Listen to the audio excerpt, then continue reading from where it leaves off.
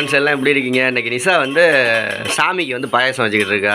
இன்னைக்கு வியாழக்கிழமை இல்லை, அதனால சாய்பாபாக்கு ஏதாவது நெய்வேத்தியம் பண்ணுறதுக்காக நாங்கள் வந்து இன்னைக்கு என்ன பண்ணியிருக்கேன்னா நெய் போட்டு ரவா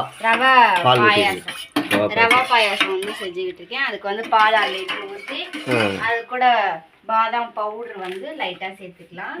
சூப்பர். பாதாம் பவுடரோட சாய்பாபாவுக்கு இன்னைக்கு. ஆமாம், அதுக்கு பேரை சொல்லி நீ பிடிச்சிட்டு போயிடுறது. சுகர் வந்து கொஞ்சோண்டு சேர்த்துக்கலாம். சேர்த்துட்டு இது கூட வந்து வறுத்த ரவை, சுகரு, பால், நெய் ஊற்றி வறுக்கணும். நெய், முந்திரி பருப்பு ஊற்றி வறுத்துட்டு அதுக்கப்புறம் இது கூட வந்து ஏலக்காய் தூள் வந்து எடுத்து வச்சிருக்கோம். அது வந்து ஏலக்காய் தூள் வந்து கொஞ்சோண்டு இது கூட வந்து அப்புறம் நெய் ஊற்றி முந்திரி திராட்சை வறுத்து வச்சிருக்கோம். அதை உள்ள சேர்க்கப்படும்.